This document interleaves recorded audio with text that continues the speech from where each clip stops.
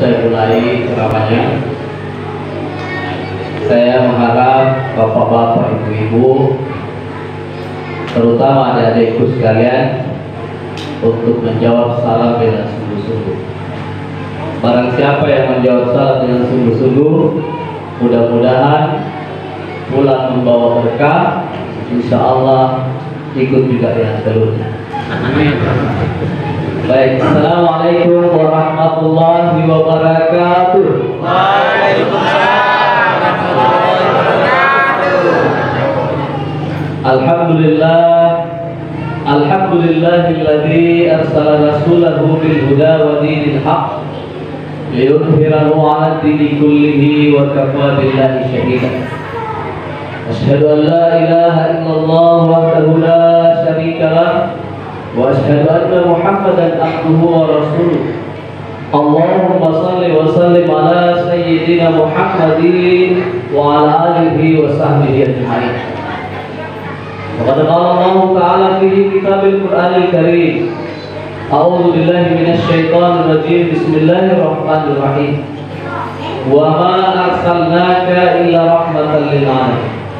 Wa qala Rasulullah sallallahu alaihi wasallam, innama bu'istu liutammima makarimal akhlaq.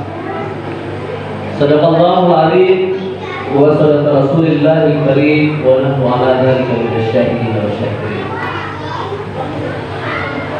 Yang terhormat Bapak Kepala Desa Saluwarangan, yang kami hormati Bapak para imam, ada imam desa Saluwarangan, imam desa Kalombi, juga imam dari desa Sukadamai. Cukup banyak imam pada malam hari ini menandakan bahwa mudah-mudahan betul-betul apa yang kita laksanakan ini sebuah bentuk kecintaan kepada Allah Subhanahu wa Ta'ala dan Rasulnya. Insya Allah dilimpahi karunia dan berkah dari Allah Subhanahu wa Ta'ala. Yang kami hormati bapak-bapak, ibu-ibu, tokoh agama, tokoh masyarakat, adik-adikku sekalian yang tidak sempat kami sebut satu persatu. Allah menghimpun kita di tempat yang mulia, dalam satu majelis yang mulia, yaitu majelis Maulidul Rasul. Semoga apa yang kita lakukan ini senantiasa mendapatkan berkah. Kita dikumpulkan oleh Allah Subhanahu wa Ta'ala tidak lain dan tidak bukan karena Allah menggerakkan hati kita untuk menyaksikan. Salawat dan salam senantiasa tercurah kepada baginda Nabiullah Muhammad sallallahu alaihi wasallam yang telah mendedikasikan hidupnya menyebarkan agama Islam sehingga bisa sampai kepada kita hari ini. Dengan begitu hadirin yang dimuliakan oleh Allah, maka nikmat yang terbesar bagi kita adalah iman.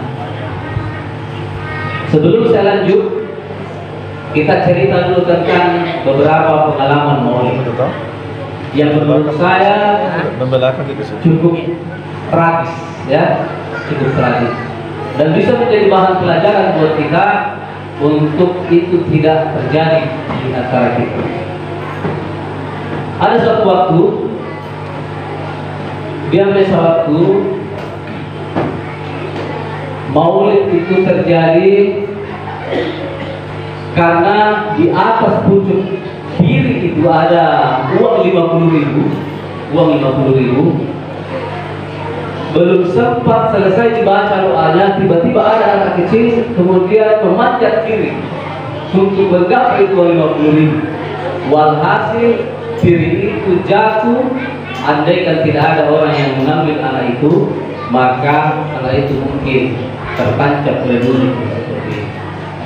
Baru-baru ini terjadi juga setelah semua selesai acara, sementara makan, ada Pak Camat, kebetulan dekat dengan piring, berebutan, kemudian dicabut itu piringnya, terlempar telurnya masuk ke dalam cuci tangan, kemudian membasahi bajunya Pak Camat untuk buka kari, ya.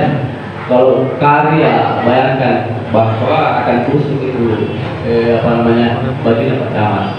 Mudah-mudahan itu tidak terjadi di sini.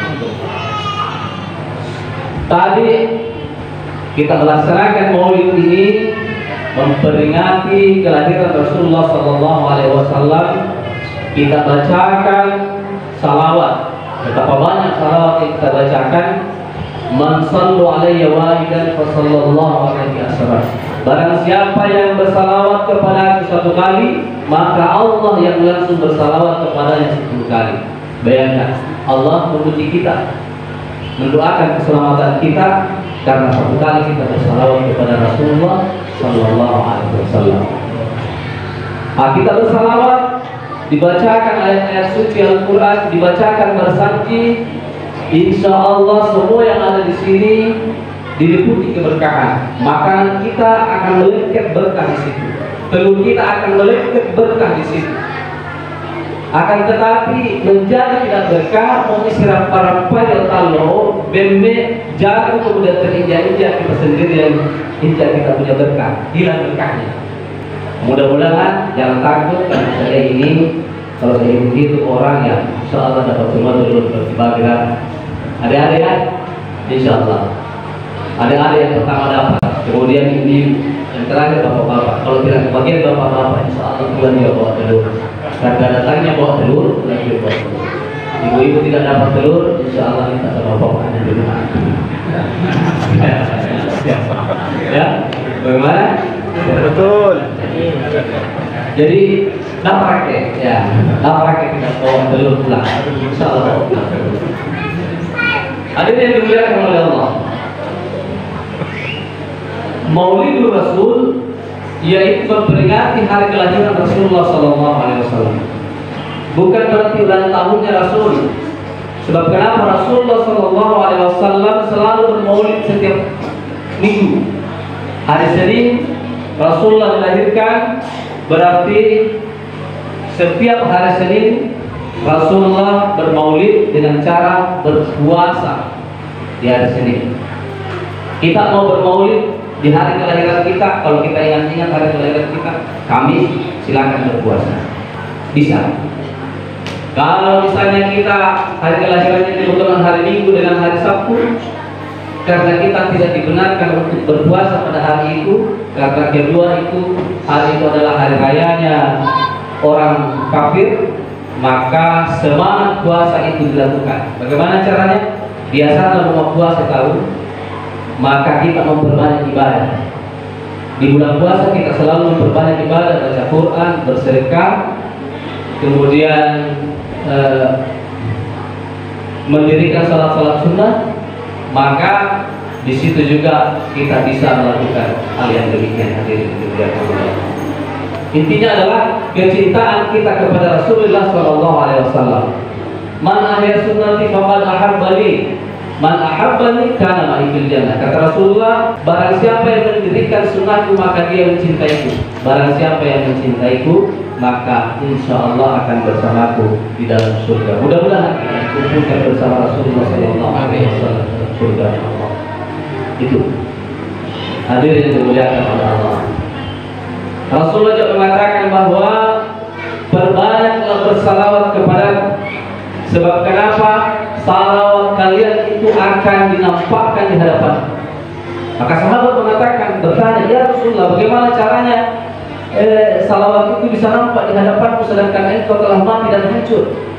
Maka Rasulullah SAW mengatakan, Inna Allah harrama alal ard ajsadil anbiya. Sesungguhnya Allah Subhanahu wa Ta'ala mengharamkan bagi bumi, mengharamkan bagi tanah ini jasadnya para nabi. Makanya tidak pernah kita temukan ada orang yang menggali kuburan nabi menemukan jasadnya para nabi, karena faktanya dia hilang, karena diambil oleh Allah Subhanahu wa Ta'ala. Sudah jaminan dari Rasulullah SAW. Itu keutamaan bersalawat kepada baginda Nabiullah Muhammad SAW. Kemudian pada malam yang berbahagia ini kita berbicara sedikit tentang kelahiran Rasulullah.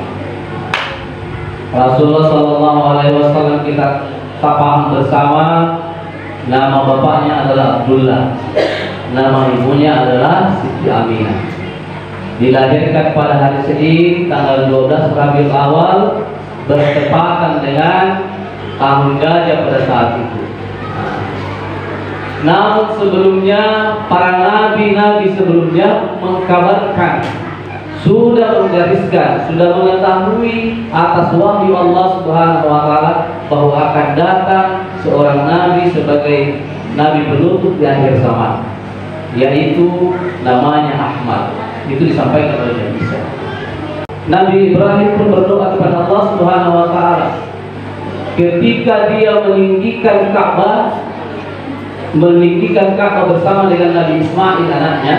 Maka dia berdoa kepada Allah Subhanahu wa taala, Rabbana wa asfihim rasulan minhum.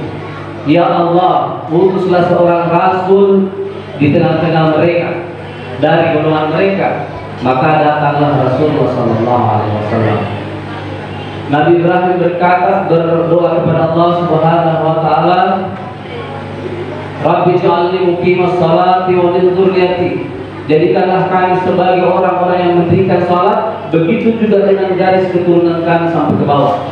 Inilah menurut para ulama menjadi doa yang dikabulkan oleh Allah Subhanahu wa taala, sehingga nasabnya para nabi setelah Nabi Ibrahim itu hampir semuanya lahir daripada menjadi anak cucu daripada Nabi Ibrahim. Bersambung nasabnya ke Nabi Ibrahim sampai kepada Nabi Adam karena doanya. Maka tak salah kita kalau kita selalu berdoa, jangan mendoakan diri kita saja, jangan mendoakan orang tua kita saja, tetapi doakan keluarga kita. Jangan mendoakan meminta banyak kata. Yang paling utama adalah mendoakan diri kita bersama keluarga kita menjadi ahli sholat. Rabbi ij'alni muqimas shalah wa min dzurriyyati. Rabbi habli minas shalihin. Ini doa-doanya Nabi Ibrahim. Ya Allah, berikanlah aku anak yang saleh dan salehah.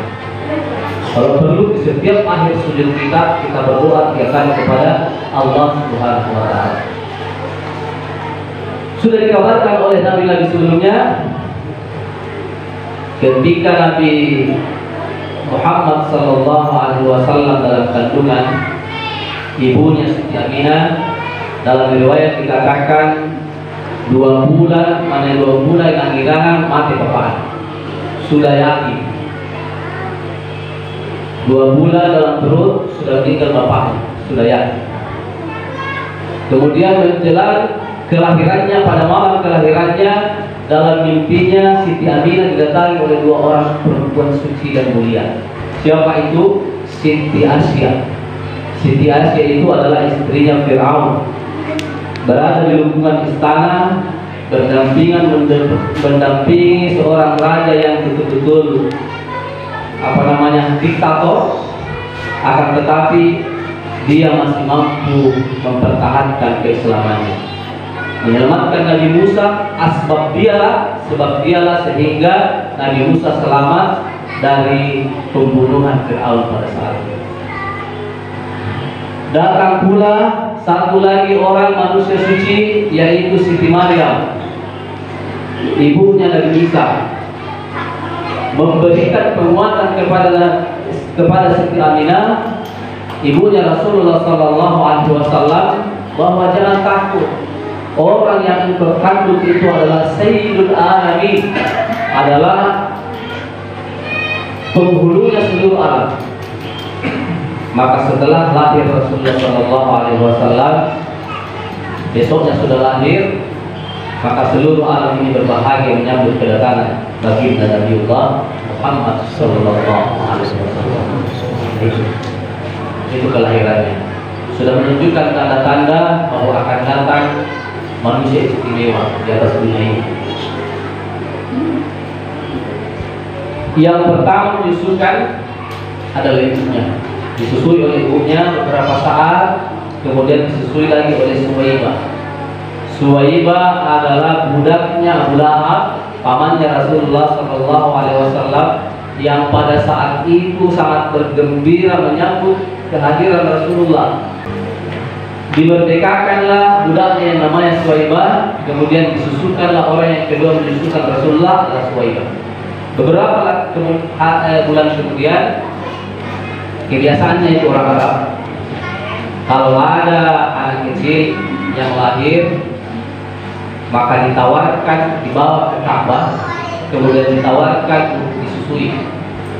Di Ka'bah juga ada banyak ibu-ibu yang menawarkan menyewakan susunya untuk anak-anak, jadi disewakan susunya untuk disusui. Dicari, ya. Tentu mereka kalau ingin menyewakan mau bayaran yang besar. Pada saat itu Rasulullah Muhammad kecil ini ibunya sudah tidak punya suami. Praktis bisa digambarkan bahwa seorang ibu, seorang janda, single parent, ya, janda lagi disebut. Belum ada jamu beras, ya, jamu beras. Seorang janda tentu penghasilannya sangat minim, miskin. Kira-kira gambarannya seperti itu. Ditawarkan untuk disusukan oleh orang yang menyusui, tidak ada yang menerima. Berapa dibayarannya itu? Kalau anaknya janda, ya pasti sedikit. Kemudian ada juga seorang perempuan miskin bersama dengan suaminya datang menawarkan susunya. Tidak ada juga yang mau tawarkan kepada perempuan miskin ini karena miskin. Namanya Halimatus Sa'diyah. Tapi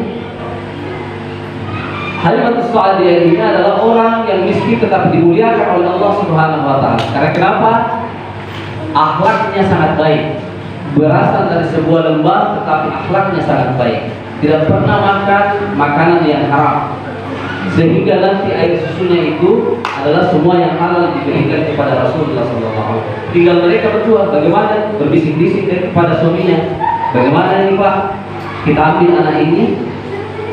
Langsung suaminya mengatakan, kita ini saudara. Kalau begitu daripada kita pulang tanpa membawa anak susu, maka kita bawa. Disusukanlah Rasulullah SAW. Selama disusukan itu keajaiban terjadi. Apa yang terjadi? Air susunya Halimatus Sa'diyah ini melimpah. Selalu cukup untuk Rasulullah dan selalu cukup untuk anak-anak yang lain. Karena susu kanannya itu untuk Rasulullah, kemudian susu kirinya untuk beberapa anak yang lain. Dan Rasul tidak mau menyusu ketika dipindahkan ke kiri, tidak mau menyusu, hanya mau menyusu yang kanan. Ini menandakan bahwa sejak kecil Rasulullah SAW tidak mau merebut sesuatu yang bukan miliknya. Sudah dikapling di kanan bagiannya Rasul, sudah cukup dengan itu, tidak mau pindah ke kiri. Inilah yang harusnya menjadi semangat buat kita. Jadi nanti telur ini dibagi rata. Karena Tuhan itu berkah sanana, mau disiram para pai, ada yang banyak dibawa pulang, tambul, ya. Kemudian ada yang tidak kebagian. Gimana berkah?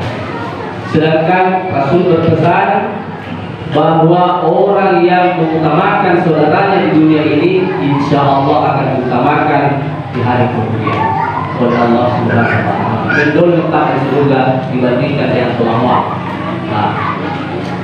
Walhasil hadirin dimuliakan oleh panjang ini, ya. Bapak-bapak, ibu-ibu, kasih saja boleh kalau sudah capek mendengarkan, ya. Caranya sudah terbiasa kita batu-batu kecil saja, ya. Atau ya menguap, ya. Atau ibu-ibu sudah angkat kiri itu sudah tanda-tanda sudah mau dihentikan, sudah menceramah. Lanjut. Kita persingkat saja. Dalam usia 2 bulan, 3 bulan, Rasul Muhammad kecil itu sudah bisa berdiri tegak di atas kedua kakinya. Dalam usia 6 bulan sudah bisa berjalan. Usia 9 bulan, dikatakan dalam kitab Barasanji, sudah pas dalam berbicara. Sudah ada memang tanda-tanda bahwa Muhammad kecil ini akan menjadi Rasul di kemudian hari. Kemudian di usia 6 tahun ibunya meninggal. Selama dalam 6 tahun itu dia diasuh oleh ibunya. Walhasil apa yang diberikan pendidikan akidah, pendidikan agama yang diberikan oleh ibunya kepada Rasul memberikan warna dalam kehidupannya ke depan, sehingga menjadi orang yang dijuluki sebagai orang al-amin, amanah karena kejujurannya.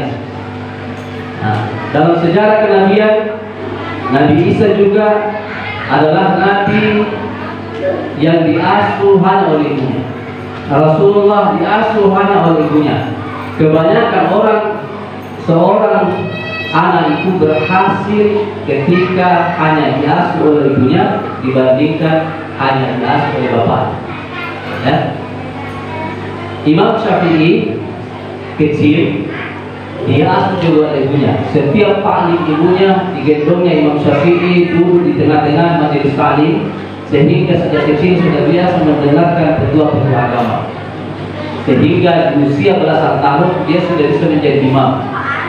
Nah, itu hadirin yang dimuliakan oleh Allah. Singkat cerita, di usia 12 tahun ketika Rasulullah SAW pulang karena sudah diasuh oleh neneknya, pamannya Abu Thalib, maka dia singgah di sebuah wihara. Keluarlah pendeta itu melihat Rasul, melihat Muhammad kecil, Muhammad remaja, dan melihat tanda-tanda kebesaran Allah Subhanahu wa Ta'ala. Apa tandanya? Setiap berjalan Muhammad ini selalu dinaungi oleh awan, selalu dilindungi oleh awan. Tanda yang kedua, kemanapun Muhammad ini berjalan, maka semua bayangan pohon itu selalu menaunginya. Mulai Allah Ta'ala timur, Rasul berjalan ke timur, pohon-pohon itu berada di barat, tetap bayangan itu menuju kepada menaungi Rasulullah SAW. Maka diberitakan kepada Abu Thalib oleh pendeta itu, ya Fulan, siapa anak yang kau ini? Dia katakan, ini anak saya. Maka pendeta itu mengatakan, kalau benar kitab yang saya baca, maka anak ini sudah tidak mempunyai bapak lagi.